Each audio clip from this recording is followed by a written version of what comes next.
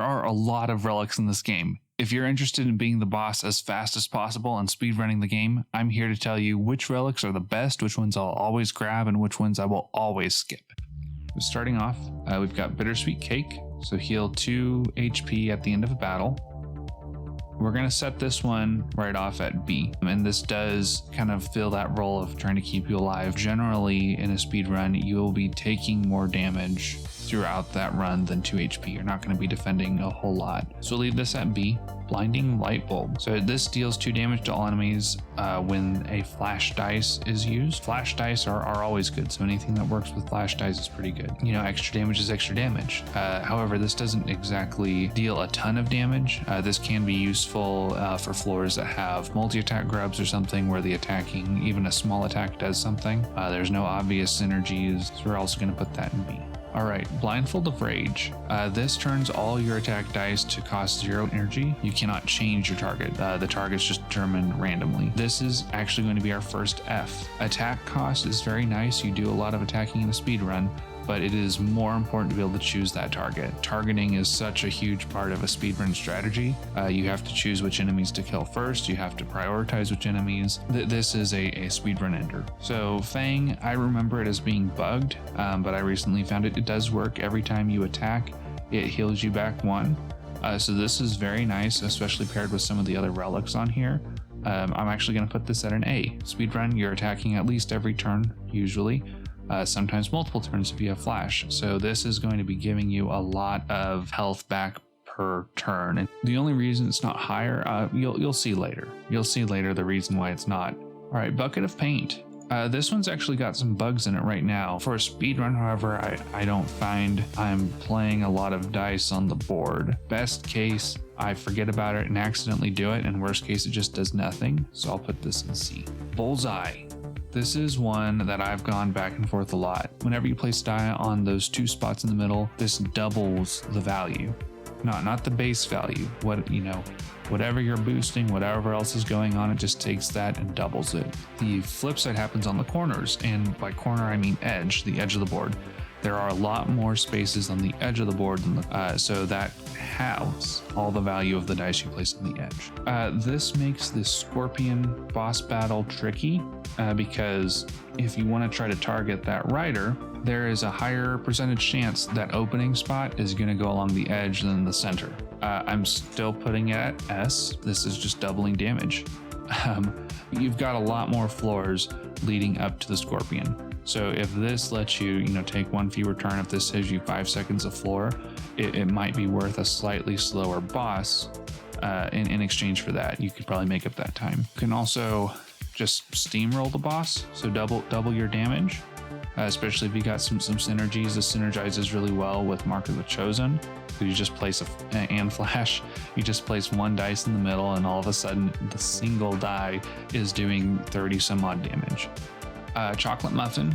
This makes every damage turn to 0 on the first turn. Solid F.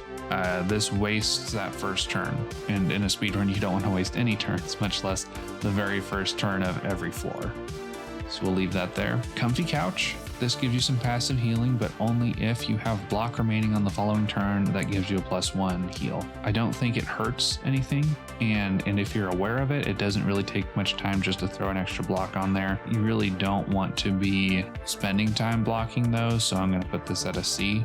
This one is Crimson Blade, which every attack dice receives +1 to the value, but at the end of every turn you take 2 damage. This will also go in F. You do attack a lot. +1 is not very valuable, and 2 damage really hurts, especially if you're not making a practice to block every turn. So this is really more of a handicap. Crooked Hourglass is the dice in your hand at the end of the turn will roll to the highest possible face. So having something else sitting in your hand that gets rolled up to a 6, for example, and you can play that the next turn, that could be useful. In my runs, I find most often I'm playing the same dice actually every turn. So the ones that are sitting in my hand are just sitting there. And the extra animation for re-rolling those, I think, takes a little bit of time. So I'm going to put that in F. I would not pick that up. Dancing Shurikens. Every 6 dice you play, a random enemy takes 3 damage. It's free damage. 3 is not very much. 6 dice is a lot. It can also maybe attack something you weren't expecting, or you might forget about it. If it were to attack a roach and lower the health and you had already targeted it with the accurate kill, it would boost it over. I'm going to put this in a C. Just going to put all the curses at the end. There's the 2 I know are in the game. There might be one more. I think those for the 4 curses. We'll just pull them right out. All right, energy drink gives you a +1 energy at the first turn of a floor. This is always good. I'm just gonna put that in A. We'll look at evergreen sap. I'm back and forth on this one. So this one is if you play your die with glass, it won't break if you have any leftover energy at the end of your turn. If you have a flash glass terrain die that you play at the start of your turn every time, and that could actually be paired with bullseye to build that steamroll. So that turn 1, you place down, you have Mark the Chosen, bullseye, this evergreen sap. You slap down a single terrain die in the middle. It boosts out, +36, and that gets doubled again when you play another flash attack dice. So this could open up the steamroll route. It is a very good synergy. It's just a little bit rare of a path. You have to have a lot of other pieces before that actually becomes useful. Forge Hammer, kind of in that same boat. This one deals with heavy. I had a lot of fun with the exploit speedrun with this relic, but I still do not use heavy regularly in my speedruns, and I don't think that it really has a place in the speedrun meta at this point. I will put it in an F. I don't think this actually does hurt you, but it is an entire waste of a relic. We'll put that in C then. Frozen Knife is a hard one. I've never actually used that since it's been fixed, but this one has every time you gain block during your turn, gain +1 damage to your attacks that turn. Problem is I'm still not blocking during my speedruns, so it won't hurt. We'll throw that in C as well. Golden Fruit, this just gives you a +6 HP on your max HP, mind you. This is also good because it doubles as a heal back full reward.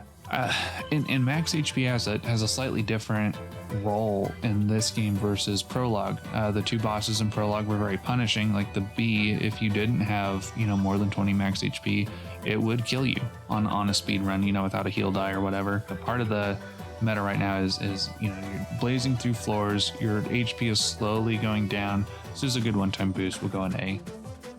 Liquid Karma, this is actually not as terrible as it was before. Now it gives you a +1 energy on odd turns, but then the next turn after that, the dice roll their lower face. I'm still going to put that in F. All right, the Lone Island, kind of the inverse of the Bullseye, but not as powerful. Every dice placed on the edge gives a +1 if it's not next to any other dice. We'll go ahead and just put this in A. Mixed feelings on this one too. We're gonna go with B, and I'll tell you why. +1's pretty good, especially because it's not just one dice getting +1. That's adding to your boost. It's adding to your Mark the Chosen. So this is going in A. This is a good one. I would pick this over a lot of the other ones that I'm seeing here. Back to a common tier. Makeshift Trench. This is going in S tier.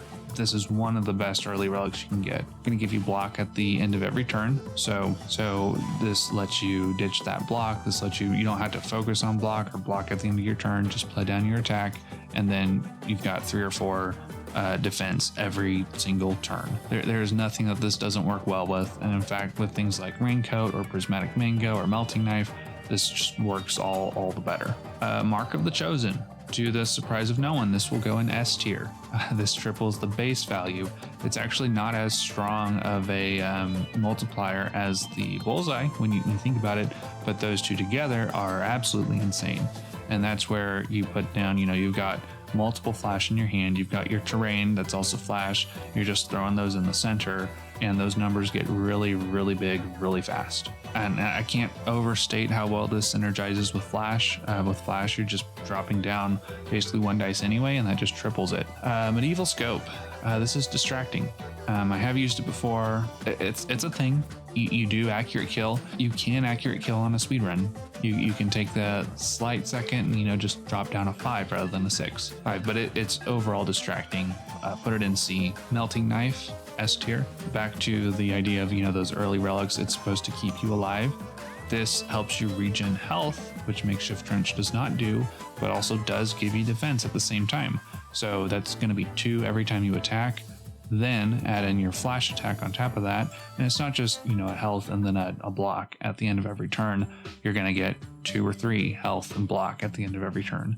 So this will keep you topped up during the Scorpion fight. If he happens to become unstunned and you can't, restun him in 1 turn, you're going to passive heal through that first stun cycle and stay alive. Moonchakram, aside from the fact you're probably not going to be able to get it in a speedrun anyway, for me, this is just kind of gimmicky.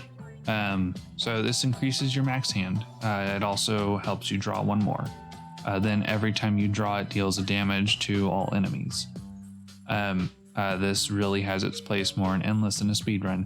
To even get this, you have to have a heavy in your hand, which I never do for speedruns. So I'm not gonna put it in F. This is really cool. I'm never going to see it, so I'll just put it in C. Munchable Dopamine, this is pretty good. This has a lot more application in Endless than in a speedrun. I'm gonna put it in C because this only really takes effect whenever you have full health. I'm almost never at full health during a speedrun. Kind of like I mentioned before, without those bee and frog bosses, there's really not as much need. I don't need more max HP. Nightmare Plasma, here we go. Okay, dice in your hand get a +1 at the end of the turn.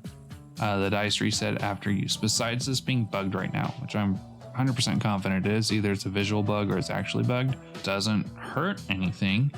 Unless it does, it might still have that, propensity to miscount. I'm gonna throw it in C. Like, that deserves to be a B. That deserves to be a B. And, sour grapes, right? If I had the opportunity to get Moonchakram, 100% would. 100%. Shurikens might be more of a B. I don't think I've had any issues with it, randomly tagging something I didn't want it to. It's just always been more of like, oh, that's a surprise. Forgot I had that. All right, back to Origami Frog. I would put it in C. Poisonous Skin, return damage. The reason it's pretty good is because for a speedrun, you're attacking and you're getting hit. Might as well do a little bit of extra damage. We'll put this in an A tier. This does not help you it doesn't help keep you alive. Like Melting Knife doesn't trigger that. It's kind of just out by its own. We're gonna put that in B. Prismatic Mango gives you a +3 to your max HP, and also you heal 1 HP every turn. This is amazing. Better than Golden Fruit because it still gives you that max HP. I don't need 6 max HP. I can do it just +3. Which will heal you full. But then every turn you gain 1 HP. So that's going to fill that role of helping keep you alive. Perfect counter to the Primordial Fear. This combined with the Melting Knife and also the Hollow Fang is actually very powerful because you will be passive healing. You'll be healing through a lot of damage. Providential Vial is great. Every turn 1, all your dice will roll max. This is an unlikely draw. It's your first turn, especially on later floors. You want your max rolls, and then you go to town and you can wipe a floor. Raincoat, putting this in S tier. This is partly because of the way that I play. I always ditch the block at a very early convenience. I don't know if I ditch the block because I have Raincoat or if I get Raincoat because I ditch the block, but either way, this is the top tier. This is honestly probably a little bit better for me than Makeshift Trench because 1, I don't ever play defense because I get rid of it, and 2, a lot of times in the earlier floors, I'm playing a lot of my dice down anyway. Now, of course, they're even better together. They're even better with Melting Knife. They're even better with the Mango. Those really work well. Any combination of these 4 here make an absolutely wonderful start. Rigged Coin has a downside because of the -1 value on the even turns. Scavenger Beak, pretty decent, doesn't synergize with anything, but it can help you get better rewards. The problem is you usually get it too late. You get it on like floor 17, and then you only have a couple rewards to choose from. So I'll put this in B. Shadow Cloak, this is actually pretty high for me because I don't actually play defense dice. So the The downside of block dice get -2 to their value doesn't apply because all my defense comes from relics. I don't actually have a lot of defense remaining. Kind of the same situation with this couch. We're putting it in B. It has no downside for me. It's actually can be helpful. It's just not that helpful. Shiny stone's good. Extra damage. Okay, snake eyes. After you've upgraded, you've discarded down your dice down to like 5 or 6. You've got them all upgraded to at least silver and a couple to gold. They're just not going to roll ones anymore. Star Yo-Yo. I really just want to throw this up here. You don't get it very often, and you don't get it very early. But if you did get it early, you could really sweep. We're going to call it up there. Basically, it overflows damage. Suppressing Eye. Your targeted enemy receives -1 to all their attacks. My targeted enemies are usually dead. On the rare chance it does, I'm not going to remember it. And -1 damage is not going to be too great. Got another epic here, Survival Kit. Conserve 1 energy between turns. I do sometimes tend to conserve energy because you're just playing the dice, you have to. Then again, the next turn I don't really have need for all that energy either. We'll put it in C. We'll put that in B. It's B. Joker. I'm gonna put that in A. I don't know if I should put that in A. This kind of goes also in B. I'm putting Survival Kit in C. This gives you that +1. Yeah, I'm putting that in A. It's A. It's A. Here's the reason why it's A. Because I want to have 6 dice in my hand and I want to draw those every turn. Toxic Cloud. If you don't have any attack dice on the board, you deal 2 damage to all the enemies. I usually do have attack dice on the board. And by the time I don't, when they're all flash, 2 damage is not great. It's B. Transparent Prism. This has the same issue with paint. If you use 3 or more types of dice, draw +1 dice next turn. I don't, or if I do, I don't think of it. But at the bottom of the alphabet, we have Unpolished Shards. This takes your glass property and adds +3 to them whenever they're playing. This goes to A tier. The reason I'm going to put it in A tier is because of the glass terrain. And it synergizes very well with the bullseye. Glass dice makes them even bigger, which is doubled by bullseye. Then you play another attack on there, bullseye just doubles it again. So very, very, very powerful. S tier. S tier. It's a little more crowded. This definitely looks like I think it should, with S tier. A little iffy on these 2 here. Those are the ones I might move down to A tier. Yeah, bullseye goes into A tier. The downside there, but this is just so unlikely. You're not gonna run into Star Yo-Yo. You're just not gonna run into Star Yo-Yo. So I'll pull that down there too. This definitely deserves to be S tier. If you saw it more frequently or a little more earlier, it 100% would be there. Bullseye is, it's so powerful. And I have a lot here. Okay, yeah, we're pulling this down, putting bullseye back. So best one, just Mark of the Chosen. We've established it's overpowered. Melting Knife is really next best because that's an early one. You don't have to worry about healing. You don't have to worry about blocking. This will kind of ish do it for you.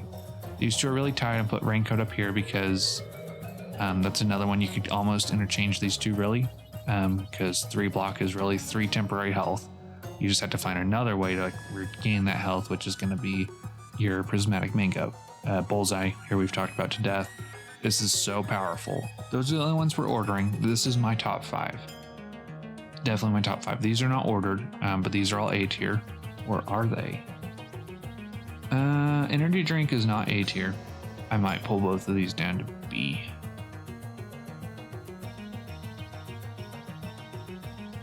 Yep, that looks a little better. Okay, on to B tier. I'm gonna stick with this. Poisonous Skin, I'm okay with you there. B is just gonna be kind of like my it doesn't hurt, and it can be good. These are honestly skips. Skip. You deserve to be a skip. You do because you come paired with this. I'm always gonna take that. These are actively avoid. I'm pulling this up to skip. I don't know how much that animation actually slows things down. It probably actually isn't very much, if at all. And this gives me my least favorite. Here we go. Blindfolds? No. This is the worst. The worst for a speedrun. You're wasting a turn. This is next. You have control over so little. So little. You can build your deck. You can play your dice. The enemies are random. The dice you roll are random. There's just so much randomness. What you can control is what you play and what you're playing it at. And this removes like a whole bunch of what you actually have control over. This does you damage. I hate that. This gives you a debuff on turn 2. Not as bad as a debuff on turn 1, still bad. Same with this one. Actively avoid those. These are my 5 least favorite.